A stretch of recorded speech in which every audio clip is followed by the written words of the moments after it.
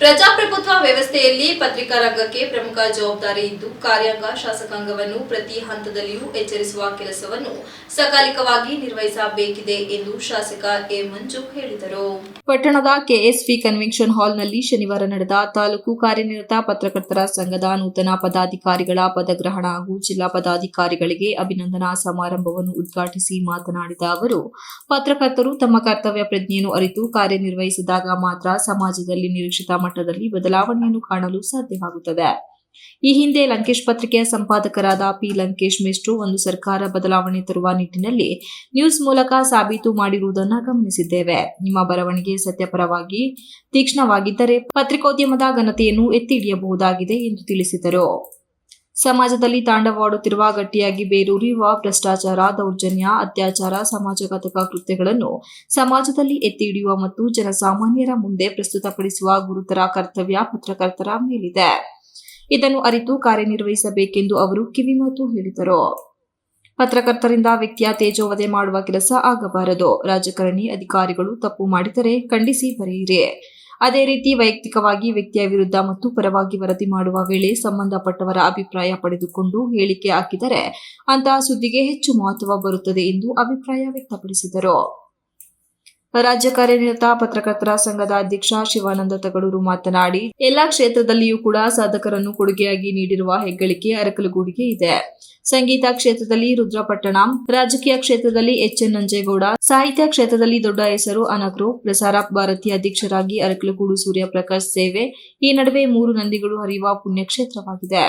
ಇಂತಹ ಪುಣ್ಯಕ್ಷೇತ್ರದಲ್ಲಿ ಪತ್ರಕರ್ತರಾಗಿ ತೊಡಗಿಸಿಕೊಂಡಿರುವ ನಿಮ್ಮಗಳ ಪಾತ್ರ ದೊಡ್ಡದಿದೆ. ಇತ್ತೀಚಿನ ದಿನಮಾನದಲ್ಲಿ ಪತ್ರಕರ್ತರಾಗಿ ಬರುವ ಸಂಖ್ಯೆ ಅಧಿಕಗೊಳ್ಳುತ್ತಿದೆ. ಆದರೆ ಉತ್ತಮ ಮಾರ್ಗದಲ್ಲಿ ತೊಡಗಿಸಿಕೊಂಡಿರುವವರ ಸಂಖ್ಯೆ ವಿರಳ. ಹೆಚ್ಚಿನದಾಗಿ ನಕಲಿ, ಬ್ಲಾಕ್ ಮೇಲ್ ಪತ್ರಕರ್ತರ ಸಂಖ್ಯೆ ಹೆಚ್ಚುತ್ತಿದೆ. ಇಂಥವರನ್ನು ನಿಯಂತ್ರಿಸುವ ಕೆಲಸ ಈಗಲೇ ಆರಂಭಗೊಂಡಿದೆ. ಬರವಣಿಗೆಗೆ ಖ್ಯಾತಿ, ಉತ್ತಮ ನಡವಳಿಕೆಯನ್ನು ಮೈಗೂಡಿಸಿಕೊಂಡರೆ ಪದ್ಮಶ್ರೀ ಪ್ರಶಸ್ತಿಗಿಂತ ಅತ್ಯುನ್ನತ ಪ್ರಶಸ್ತಿ ಜನರಿಂದ ದೊರೆಯುತ್ತಿದೆ ಎಂದರು.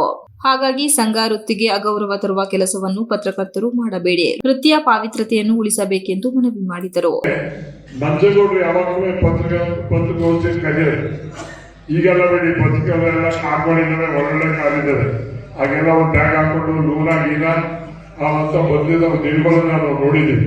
ಯಾರಾದ್ರೆ ಶಿವರಾಮತ್ ಅವರು, ಆಮೇಲೆ ರಾಮಯ್ಯನವರು, ನಂಜೇಗೌಡ ದಿನ ಒಂದು ಸಾಯಂಕಾಲದ ಒಂದು ಪಾರ್ಟಿ, ಸಾಯಂಕಾಲ ಹೋದ್ಮೇಲೆ ಬಿಡೋದೇ ನನ್ನ ಜವಾಬ್ದಾರಿ. ಅವ್ರ ಮನೆಗೆ ಬಿಟ್ಬಿಟ್ಟು ಬರ್ಬೇಕು. ಜಯತೀರ್ಥ ಅಂತ ಒಬ್ಬರು ಇವರೆಲ್ಲರೂ ಇದ್ರು. ಅವಾಗ ನಾವು ನಿಂತ್ಕೊಂಡೇ ಕೇಳ್ಬೋದು ಅವ್ರೆ ಹೇಳ್ಕೊಡುವಂಥದ್ದು. ಇವತ್ತು ಹಿರಿಯರು ಹೇಳ್ಕೊಟ್ಟಂಥದ್ದು. ಅನೇಕರು ಈ ಶಬ್ದವನ್ನು ಬಳಕೆ ಮಾಡಿದರೆ ಎಷ್ಟು ಜನರ ಹೃದಯಕ್ಕೆ ಹಾನಿ ಆಗುತ್ತೆ, ಎಷ್ಟು ಜನರ ಮನಸ್ಸಿಗೆ ಹಾನಿಯಾಗುತ್ತೆ. ಈ ಥರದ್ದೆಲ್ಲದನ್ನು ಕೂಡ ನಮ್ಮ ಹಿರಿಯರು ಹಾಕೊಟ್ಟಿರುವಂಥ ಸಂಪ್ರದಾಯ. ಆ ಪ್ರಕಾರ ಪತ್ರಕರ್ತರುಗಳು ರೂಪುಗೊಳ್ತಾರೆ. ಕೆಲಸ ಮಾಡ್ಕೊಂಡು ಬಂದಿದ್ವಿ. ಅದಕ್ಕೆ ಕಂದಕ ಆಗದ ರೀತಿಯಲ್ಲಿ ತಾವು ದಯಮಾಡಿ ಕೆಲಸ ಮಾಡೋ ಮೂಲಕ ಈ ವೃತ್ತಿಯ ಪಾವಿತ್ರ್ಯತೆಯನ್ನ ಉಳಿಸ್ಬೇಕು ಅನ್ನೋದು ನನ್ನ ಅತ್ಯಂತ ಕಳಕಳಿಯ ಮನವಿ.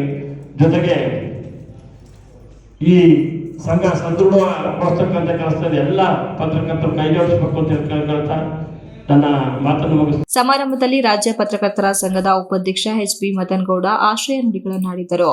ಸಭೆಯಲ್ಲಿ ಕೆಪಿಎಸ್ ಪ್ರಮೋದ್, ತಾಲೂಕು ಸಂಘದ ಅಧ್ಯಕ್ಷ ಪಿ. ಶಿವಕುಮಾರ್, ಜಿಲ್ಲಾ ಸಂಘದ ಉಪಾಧ್ಯಕ್ಷ ನಂಜುಂಡೇಗೌಡ, ಮಾಜಿ ಅಧ್ಯಕ್ಷ ರವಿ ನಾಕಲಗೂಡು, ಪ್ರಕಾಶ್, ತಹಶೀಲ್ದಾರ್ ಸೌಮ್ಯ, ಹಿರಿಯ ಪತ್ರಕರ್ತರಾದ ಬಾಳು ಗೋಪಾಲ್, ಪ್ರಕಾಶ್, ಸುವರ್ಣ, ಹರೀಶ್, ಕುಶವಂತ್, ಎಪಿ ಶಂಕರ್, ಜಿಲ್ಲಾ ನಿರ್ದೇಶಕ ವಿರೂಪಾಕ್ಷ, ಪ್ರಧಾನ ಕಾರ್ಯದರ್ಶಿ ಗಣೇಶ್ ಇತರರು ಉಪಸ್ಥಿತರಿದ್ದರು.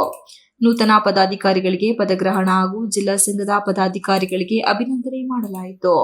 Virupaksha, TV 46 news Kannada, Arakalagudu. You are watching TV 46 News Kannada.